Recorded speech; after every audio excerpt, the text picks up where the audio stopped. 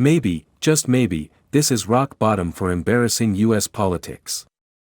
Wherever I have gone in this country, said Kansas Governor Alf Landon, the Republicans' 1936 presidential nominee, I have found Americans.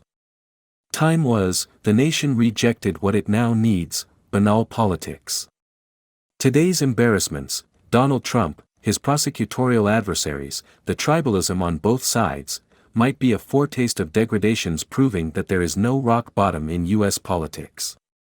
Before the jerry-built case brought against Trump by Manhattan's elected Democratic District Attorney Alvin Bragg collapses, as it likely will in a courtroom, an elected Democratic prosecutor in Georgia might weigh in.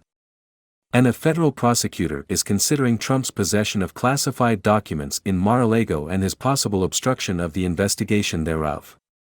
Trump might think, the more the merrier. Martyrdom might sell. In 3 Felonies a Day, civil libertarian Harvey A. Silverglate's 2009 book about how easy it is in our law-clotted society to be accused of a felony, he tells of a game some prosecutors play in private.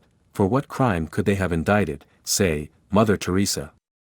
Scofflaws such as Trump spoil the game, but in the future there will be less obvious political targets, and somewhere an elected prosecutor, always an awful idea, with a constituency as red as Bragg's is blue might be taking notes and making plans. The Republican nominating electorate, although not invariably far-sighted, surely will recognize that if Trump is the Republican nominee, his November 2024 defeat is highly probable. A national majority of voters dislike him and hate the chaos he promises and delivers. Besides, is anyone undecided about him? Trump, however, evidently believes, as much as he believes anything, that it is impossible for him, martyr and Superman, to lose in any unrigged process. So, if he is defeated for the Republican nomination, his inexhaustible spite might motivate him to try to doom the Republican nominee. If Trump urges his supporters not to vote, enough might obey to defeat whoever is the nominee of the party that has lost the popular vote in 7 of the past 8 presidential elections. Republicans should try to avoid this by fielding, before the first candidates debate in August, an array of aspirants from their strong bench. Granted, it is risky to divide the non-Trump vote. It is, however, riskier today to wager everything, about 9 months before Iowa begins the delegate selection, on one person. Florida Governor Ron DeSantis is defining himself before his rivals can define him, but not to his advantage. He seems intelligent but unpleasant, forthright but prickly, accomplished but incapable of political grace notes. He also seems tightly scripted, perhaps for good reasons. His unforced errors include describing Russia's war of annihilation against Ukraine as a territorial dispute, and backing a ban on abortion after 6 weeks, which is before women often know they are pregnant. Is he trying to forfeit the female vote in suburbia, where the 2024 election might be decided? And vowing, unintelligibly, see the Constitution's Article 4, Section 2, that he will not assist any extradition of Trump from Florida. In politics as in baseball, at which the young DeSantis excelled, Quad A players are those who excel in Triple-A ball, the highest minor league, but fail above that. A presidential campaign is a rigorous apprenticeship that DeSantis, although still not an announced candidate, is, less than a mile into the marathon, flunking. His improvement might be possible.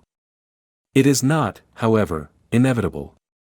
Neither is a still unannounced Joe Biden re-election campaign.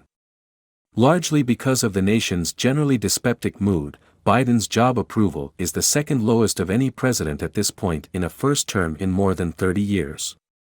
Trump's was lower. It is unlikely to suddenly improve. The increasing improbability of a second Trump term erases Biden's principal rationale for seeking re-election. This gives him an opportunity to perform something vanishingly rare, a nation-healing act of statesmanship. Declining to run again would permanently elevate Biden's standing with a nation eager for the torch to be passed to a new generation. And it would spare his reputation the stain of irresponsibility if, running with a manifestly unqualified vice president, he tries to be president into the second half of his 9th decade. John McCain's mordant humor made him say that it is always darkest before it turns pitch black.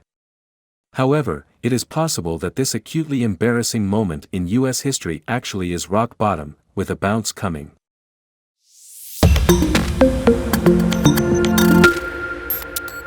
Maybe, just maybe, this is rock bottom for embarrassing U.S. politics.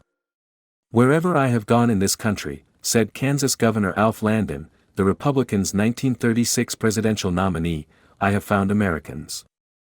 Time was, the nation rejected what it now needs, banal politics.